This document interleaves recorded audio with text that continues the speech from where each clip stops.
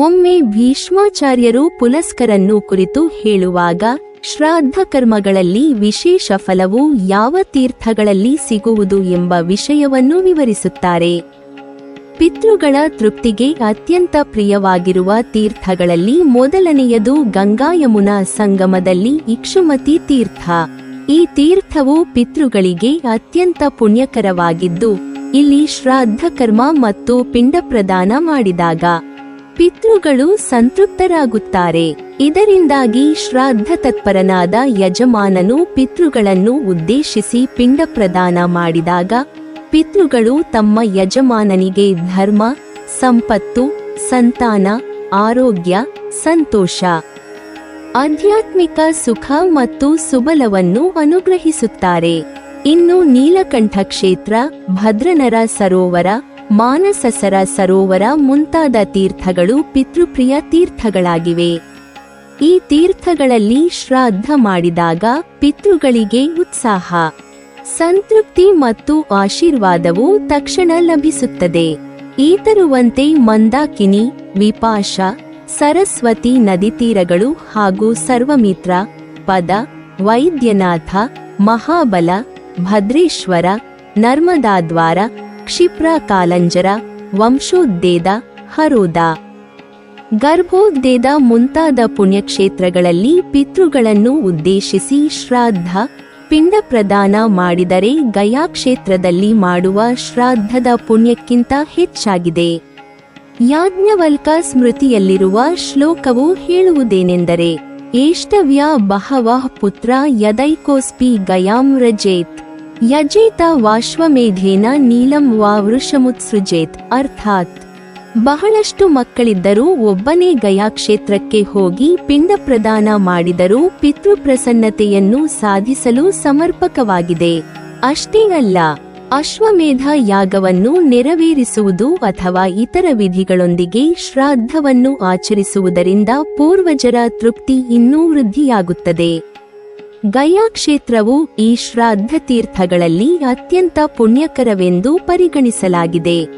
ಎಲ್ಲ ಪಿತೃಗಳು ತಮ್ಮ ಸಂತಾನನು ಆ ಕ್ಷೇತ್ರದಲ್ಲಿ ಶ್ರಾದ್ದ ಮಾಡಿ ಪಿತೃಕರ್ಮ ನೆರವೇರಿಸುವುದನ್ನು ನಿರೀಕ್ಷಿಸುತ್ತಾರೆ. ಗಯಾ, ಧರ್ಮವೃಷ್ಟಿ, ಧರ್ಮಸರ, ಗಯಾಶಿರ, ವಟವೃಕ್ಷ ಇವು 5 ಪ್ರಮುಖ ಸ್ಥಳಗಳಲ್ಲಿ ಶ್ರಾದ್ದ ಮಾಡಿ ಪಿಂಡ ಪ್ರದಾನ ಮಾಡಿದರೆ ಪಿತೃಗಳಿಗೆ ಹೆಚ್ಚು ಸಂತೋಷ ಮತ್ತು ತೃಪ್ತಿ ಲಭಿಸುತ್ತದೆ. ಈ ಪುಣ್ಯಕ್ಷೇತ್ರಗಳಲ್ಲಿ ಶ್ರಾದ್ದ ಮಾಡಿದ ಮನುಷ್ಯನ ಕುಲದಲ್ಲಿ ಯಾರೂ ಪ್ರೇತಜನ್ಮವನ್ನು ಪಡೆಯುವುದಿಲ್ಲ. ಗಯಾ ಕ್ಷೇತ್ರದಲ್ಲಿ ಪಿಂಡ ಪ್ರದಾನ ಮಾತ್ರವಲ್ಲದೆ ಶ್ರಾದ್ದಕ್ಕೆ ವಿಶೇಷ ಧಾನ್ಯ ದಾನ, ವಸ್ತ್ರದಾನ, ಹಸು, ಚಿನ್ನ, ದರ್ಭೆ, ಎಳ್ಳು ಮುಂತಾದ ವಸ್ತುಗಳು ಸಹ ಶ್ರೇಷ್ಠ ಫಲವನ್ನು ನೀಡುತ್ತವೆ. ವಿಶೇಷವಾಗಿ ದರ್ಭೆ ಮತ್ತು ಎಳ್ಳು ವಿಷ್ಣುವಿನ ದೇಹದಿಂದ ಹುಟ್ಟಿದುದರಿಂದ ಶ್ರಾದ್ದ ಕರ್ಮಕ್ಕೆ ಅವಶ್ಯವಾಗಿವೆ. ಶ್ರಾದ್ದ ಕರ್ಮದ ಕಾಲವು ಅತ್ಯಂತ ಮುಖ್ಯವಾಗಿದೆ. ಕುತಪ ಕಾಲದಲ್ಲಿ ಶ್ರಾದ್ದವನ್ನು ನೆರವೇರಿಸುವುದು ಶ್ರೇಷ್ಠ. ಶಾಸ್ತ್ರಗಳ ಪ್ರಕಾರ ಶ್ರಾದ್ದವು ಆಯುಷ್ಯವನ್ನು ವೃದ್ಧಿಸುವುದಲ್ಲದೆ ಪಾಪಗಳನ್ನು ನಾಶ ಮಾಡುತ್ತದೆ. ಬ್ರಹ್ಮದೇವರು ಶ್ರಾದ್ದ ವಿಧಿಯನ್ನು ವಿವರವಾಗಿ ಹೇಳಿದ್ದು, ಶ್ರಾದ್ದ ಮಹಿಮೆ ಪರಮ ಪವಿತ್ರವಾಗಿದೆ. ಜ್ಞಾನಿಗಳು ಶ್ರಾದ್ದ ಮಹಿಮೆಯನ್ನು ಪ್ರಶಂಸಿಸಿ ಶ್ರಾದ್ದ ತತ್ಪರನು ಇದರಿಂದಲೇ ಪಿತೃಪ್ರಸನ್ನತೆಯನ್ನು ಸಾಧಿಸುತ್ತಾನೆ. ಶ್ರಾದ್ದವನ್ನು ನಡೆಸುವ ವ್ಯಕ್ತಿ ಈ ಲೋಕದಲ್ಲಿಯೂ ಆನಂದಭರಿತನಾಗುತ್ತಾನೆ. ಮರಣಾನಂತರದಲ್ಲಿ ಪಿತೃಪ್ರಸನ್ನತೆಯಿಂದ ಪರಲೋಕದಲ್ಲಿ ಸುಖವನ್ನು ಅನುಭವಿಸುತ್ತಾನೆ. ಸರ್ವಕಾಮನೆಗಳನ್ನು ಪೂರ್ತಿಗೊಳಿಸುವ ಶ್ರಾದ್ದಗಳ ಮೂಲಕ ಯಾವನು ಪಿತೃಗಳನ್ನು ತೃಪ್ತಿಪಡಿಸುತ್ತಾನೆ ಅಂತಹ ಶ್ರಾದ್ದ ತತ್ಪರ ಮತ್ತು ವಿನೀತ ಶ್ರಾದ್ದಕರ್ತನು ಈ ಲೋಕದಲ್ಲಿಯೂ ಆನಂದಭರಿತನಾಗುತ್ತಾನೆ. ಏಕೆಂದರೆ ಶ್ರಾದ್ದ ಕರ್ಮದಲ್ಲಿ ಪಿತೃಗಳಿಗೆ ಸಲ್ಲುವ ಪಿಂಡ, ದಾನ, ತರ್ಪಣ ಮತ್ತು ಪೂಜಾ ವಿಧಿಗಳು ಶ್ರದ್ಧೆಯಿಂದ ನೆರವೇರಿಸಿದಾಗ ಪಿತೃಗಳು ಸಂತೃಪ್ತರಾಗುತ್ತಲೇ ಯಜಮಾನನಿಗೆ ಈ ಲೋಕದಲ್ಲಿ ಧರ್ಮ, ಸಂಪತ್ತು, ಸಂತಾನ, ಆರೋಗ್ಯ, ಶಾಂತಿ ಮತ್ತು ಸಕಲ ಸುಖಗಳನ್ನು ಅನುಗ್ರಹಿಸುತ್ತಾರೆ. ಮರಣಾನಂತರದಲ್ಲಿ ಶ್ರಾದ್ದ ತತ್ಪರನಾದ ಶ್ರಾದ್ದಕರ್ತನು ಪರಲೋಕದಲ್ಲಿ ಕೂಡ ಸುಖಭರಿತ ಸ್ಥಿತಿಯನ್ನು ಅನುಭವಿಸುತ್ತಾನೆ. ಶ್ರಾದ್ದದ ಫಲಸ್ವರೂಪದಲ್ಲಿ ಪಿತೃಗಳು ತಮ್ಮ ಯಜಮಾನನ ಮೇಲೆ ಆಶೀರ್ವಾದ ವಿಧಾನವನ್ನು ಪೂರೈಸುತ್ತಾರೆ. ಅವರು ಧರ್ಮಕಾಮ, ಪ್ರಜಾಕಾಮ, ಪುಷ್ಟಿಕಾಮ ಮತ್ತು ಸರ್ವಕಾಮನಿಕಾಮಿಗಳನ್ನು ಅನುಗ್ರಹಿಸುವ ಶಕ್ತಿ ಹೊಂದಿದ್ದಾರೆ. ಉದಾಹರಣೆಗೆ, ಧರ್ಮಕಾಮನಿಗೆ ಪಿತೃಗಳು ಧರ್ಮ ಮಾರ್ಗದಲ್ಲಿ ಶ್ರೇಷ್ಠತೆ ಮತ್ತು ನೈತಿಕತೆ ಪಾಲಿಸುವ ಸಾಮರ್ಥ್ಯವನ್ನು ನೀಡುತ್ತಾರೆ. ಪ್ರಜಾಕಾಮನಿಗೆ ಸಂತಾನವನ್ನು ಸಂತೋಷಪೂರ್ಣವಾಗಿ ಅನುಗ್ರಹಿಸುತ್ತಾರೆ. ಪುಷ್ಟಿಕಾಮನಿಗೆ ದೇಹದ ಶಕ್ತಿ, ಆರೋಗ್ಯ ಮತ್ತು ಆರೋಗ್ಯ ಸಂಪನ್ನತೆಯನ್ನು ಅನುಗ್ರಹಿಸುತ್ತಾರೆ. ಅಂತೆಯೇ ಪುಷ್ಟಿಕಾಮನಾಗಿ ಶ್ರಾದ್ದವನ್ನು ಮಾಡುವ ಯಜಮಾನನಿಗೆ ಪಿತೃಗಳು ಅವರ ಶಕ್ತಿಯೊಂದಿಗೆ ಮಾತ್ರವಲ್ಲದೆ ಸಂತಾನವನ್ನು ಕೂಡ ಆಶೀರ್ವದಿಸುತ್ತಾರೆ. ಇದರಿಂದ ಸಂತೋಷ, ಸಮೃದ್ಧಿ ಮತ್ತು ಕುಟುಂಬದ ವೃದ್ಧಿ ಖಚಿತವಾಗುತ್ತದೆ. ಯಾವ ಪುರುಷನು ತನ್ನ ಪೂರ್ವಜರ ಪಿತಾಮಹ, ಪ್ರಪಿತಾಮಹರಿಗೆ ತಾವು ನಾಮ ಮತ್ತು ಗೋತ್ರಗಳನ್ನು ಉಚ್ಚರಿಸಿ 3 ಪಿಂಡಗಳನ್ನು ವಿಧಿ ಪೂರ್ವಕವಾಗಿ ಪ್ರದಾನ ಮಾಡುವನು, ಅವನು ಶ್ರಾದ್ದದ ಈ ವಿಧವಾದ ದಾನದಿಂದ ಪಿತೃಗಳ ತೃಪ್ತಿಯನ್ನು ಗಳಿಸುತ್ತಾನೆ. ಪಿತೃಗಳು ಸಂತೋಷಪಟ್ಟು ಯಜಮಾನನಿಗೆ ಶ್ರೇಷ್ಠ ಆಧ್ಯಾತ್ಮಿಕ ಆಶೀರ್ವಾದವನ್ನು ಕೊಡುತ್ತಾರೆ. ಅವರು ಯಾವಾಗಲೂ ಶ್ರಾದ್ದ ತತ್ಪರನನ್ನು ಪ್ರೀತಿಸುತ್ತಾರೆ. ಆತನ ಜೀವನದಲ್ಲಿ ಸತತವಾದ ಅನುರಾಗವನ್ನು ವ್ಯಕ್ತಪಡಿಸುತ್ತಾರೆ. ಯಾವನು ಭಕ್ತಿಯಿಂದ, ನಿಷ್ಠೆಯಿಂದ, ವಿನೀತಿಯಿಂದ ಪಿತೃಗಳನ್ನು ತೃಪ್ತಿಪಡಿಸುತ್ತಾನೆ, ಅಂತಹವನನ್ನು ಪಿತೃಗಳು ಸದಾ ಸುಪ್ರೀತಿಯಾಗಿ ಗಮನಿಸುತ್ತಾರೆ. ಅವರ ಆಶೀರ್ವಾದವು ದೇವತೆಗಳಿಗಿಂತ ಶ್ರೇಷ್ಠವಾಗಿರುತ್ತದೆ. ಪಿತೃಕಾರ್ಯವು ದೇವಕಾರ್ಯಕ್ಕಿಂತ ಮೇಲುಂಬರುವುದಾಗಿ ಶಾಸ್ತ್ರಗಳು ತಿಳಿಸುತ್ತವೆ. ಏಕೆಂದರೆ ಪಿತೃಗಳು ತಮ್ಮ ಮಕ್ಕಳ ಮೇಲೆ ನಿರಂತರ ಪ್ರೀತಿ ಹೊಂದಿರುವವರು. ಅವರು ಕ್ರೋಧವಿಲ್ಲದೆ ಸದಾ ಶಾಂತ ಮನೋಭಾವದಿಂದ ತಮ್ಮ ಯಜಮಾನನ ಜೀವನದಲ್ಲಿ ಸುಖ, ಧರ್ಮ, ಸಂಪತ್ತು, ವಿದ್ಯೆ ಮತ್ತು ಸುಸಂಸ್ಕಾರವನ್ನು ಅನುಗ್ರಹಿಸುತ್ತಾರೆ. ಇದರಿಂದ ಶ್ರಾದ್ದ ಕಾರ್ಯವು ಕೇವಲ ಪೂರ್ವಜರ ಆತ್ಮಕ್ಕೆ ತೃಪ್ತಿಯನ್ನು ನೀಡುವುದಲ್ಲದೆ ಯಜಮಾನನಿಗೆ ಈ ಲೋಕದಲ್ಲಿಯೂ ಹಾಗೂ ಪರಲೋಕದಲ್ಲಿಯೂ ಸಂಪೂರ್ಣ ಯಶಸ್ಸು ಮತ್ತು ಧರ್ಮಪೂರ್ಣ ಜೀವನವನ್ನು ಲಭಿಸುತ್ತದೆ. ಶ್ರಾದ್ದದ ಮಹತ್ವವೆಂದರೆ ಪಿತೃಪೂಜೆಯನ್ನು ಆದ್ಯತೆಯಿಂದ ನೆರವೇರಿಸುವ ಶ್ರಾದ್ದ ತತ್ಪರನಿಗೆ ಈ ಲೋಕದಲ್ಲಿಯೂ ಸುಖ, ಸಂತೋಷ, ಧರ್ಮ, ವಿದ್ಯೆ, ಧನ, ಸಂತಾನ ಮತ್ತು ಸುಸ್ವಾಭಿಮಾನವನ್ನು ಪಿತೃಗಳು ಒದಗಿಸುತ್ತಾರೆ. ಮತ್ತು ಮರಣಾನಂತರದಲ್ಲಿ ಅವರು ಪರಲೋಕದಲ್ಲಿ ಶಾಂತಿ, ಮೋಕ್ಷ ಮತ್ತು ಪೂರ್ಣ ಆನಂದವನ್ನು ಅನುಭವಿಸುತ್ತಾರೆ. ಅಂತಹ ಶ್ರಾದ್ದ ಕರ್ಮವು ಜೀವನದಲ್ಲಿಯೇ ಎಲ್ಲ ಕಷ್ಟ, ಅಪಾಯ ಮತ್ತು ದುಃಖವನ್ನು ದೂರ ಮಾಡುವ ಶ್ರೇಷ್ಠ ಮಾರ್ಗವೆಂದು ಶಾಸ್ತ್ರಗಳು ಸ್ಪಷ್ಟಪಡಿಸುತ್ತವೆ.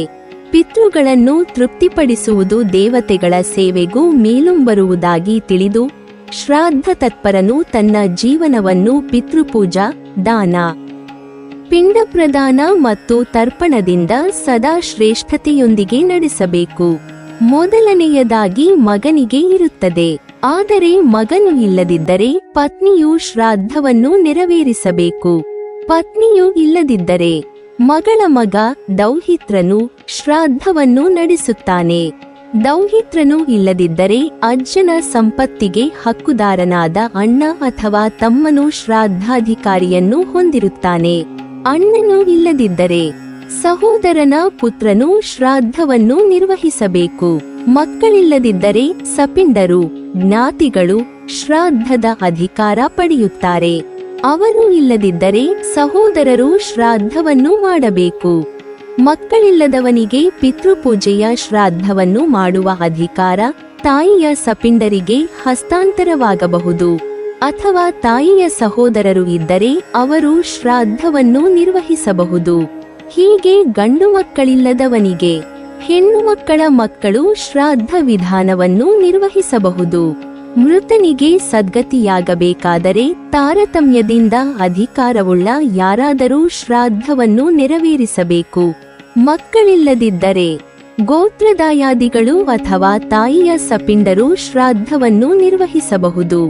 ಅವರು ಇಲ್ಲದಿದ್ದರೆ ಪುರೋಹಿತರು ಅಥವಾ ವೇದಶಾಸ್ತ್ರಗಳ ಅಧ್ಯಾಪಕರು ಅಪುತ್ರನಿಗೆ ಶ್ರಾದ್ದವನ್ನು ಮಾಡಿಸಬಹುದು.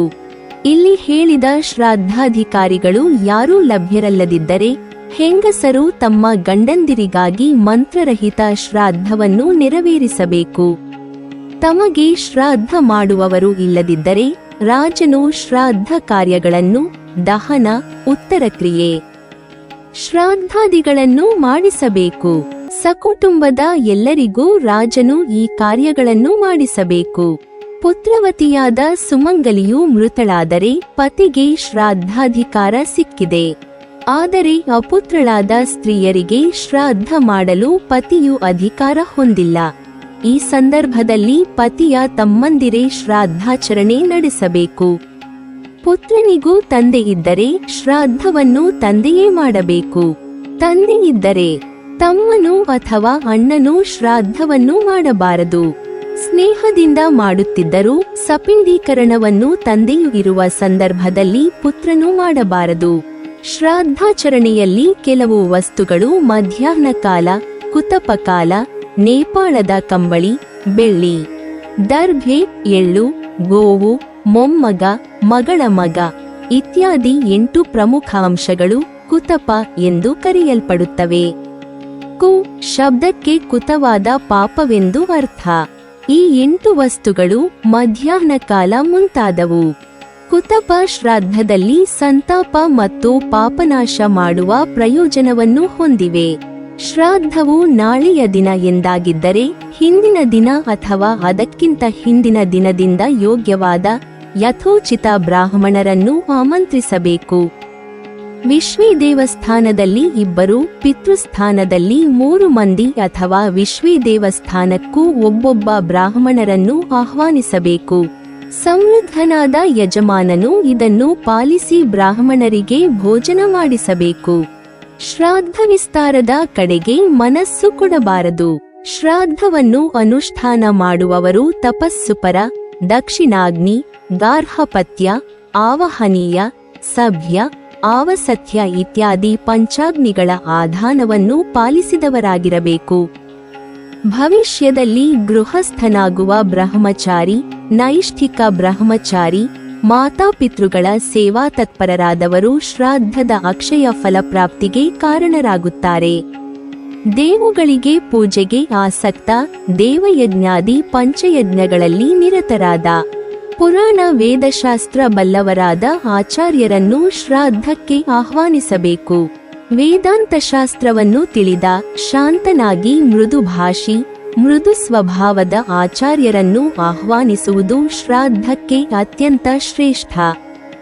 ಯಜಮಾನನು ಮನೆಯಲ್ಲಿ ಪಿತೃಗಳನ್ನು ಉದ್ದೇಶಿಸಿ ಶ್ರಾದ್ದ ನಡೆಸುವಾಗ ಸನ್ಯಾಸಿಯೊಬ್ಬರನ್ನು ಕರೆದು ಮನೆಯಲ್ಲಿ ಭೋಜನ ಮಾಡಿಸಿದರೂ ಅವನ ಪಿತೃಗಳಿಗೆ ಪ್ರಳಯ ಕಾಲದವರೆಗೆ ತೃಪ್ತಿಯುಂಟಾಗುತ್ತದೆ. ನೀವಿನ್ನೂ ನಮ್ಮ ಚಾನಲನ್ನು ಸಬ್ಸ್ಕ್ರೈಬ್ ಮಾಡಿಲ್ವಾ? ಹಾಗಾದರೆ ಈ ಕೂಡಲೇ ನಮ್ಮ ಇಂದ್ರಜಾಲ ಚಾನಲ್ ಅನ್ನು ಸಬ್ಸ್ಕ್ರೈಬ್ ಮಾಡಿ ಮತ್ತು ಪಕ್ಕದಲ್ಲಿರುವ ಬೆಲ್ ಐಕಾನ್ ಅನ್ನು ಕ್ಲಿಕ್ ಮಾಡಿದರೆ ನಮ್ಮ ಹೊಸ ವಿಡಿಯೋಗಳನ್ನು ನೀವು ನೋಡಬಹುದು.